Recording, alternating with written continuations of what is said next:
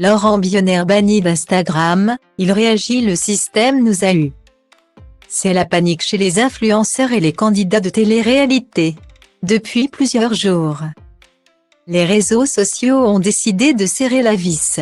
Alors qu'ils se versaient des revenus très confortables grâce au placement de produits et au trading, certaines célébrités du net voient leurs principaux canaux de communication supprimés.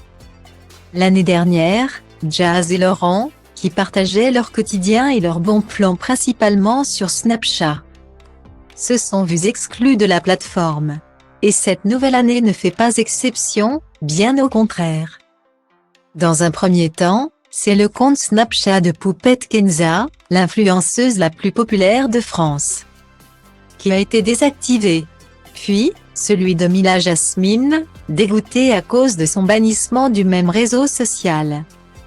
À présent, c'est au tour d'Instagram de prendre des mesures radicales.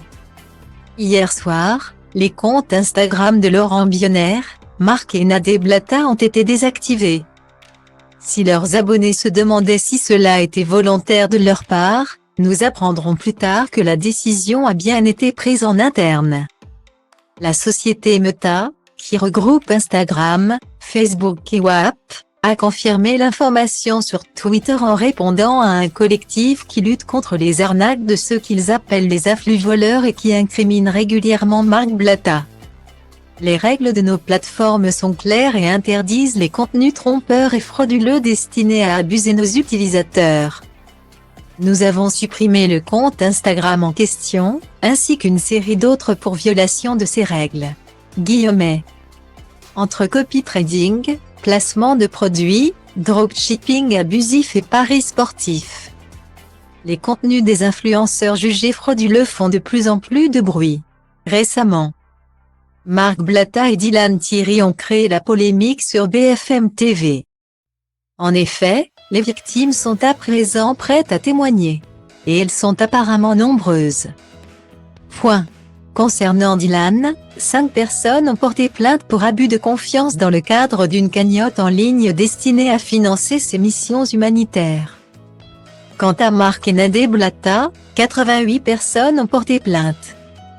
Visé par une enquête en cours pour ses projets NFT, le mari de Jazz Correia est, lui aussi, dans le collimateur. Mécontent de découvrir que son compte Instagram a été supprimé. Laurent, récemment en dépression et victime de sorcellerie selon Jazz, a recréé un compte Snapchat pour s'exprimer à ce sujet: ciel gris comme mon Insta qui a disparu pendant la nuit. Voilà. La matrice nous a eu, le système. On n'a pas le droit d'avoir cette liberté d'expression finalement.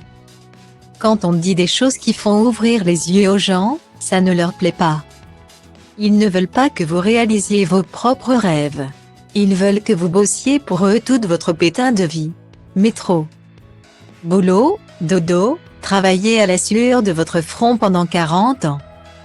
Ils ne veulent pas de gens à contre-courant, qui sortent de ce système. Ils t'imposent une vie. Ce putain de système existe et veut nous faire taire, conclut-il.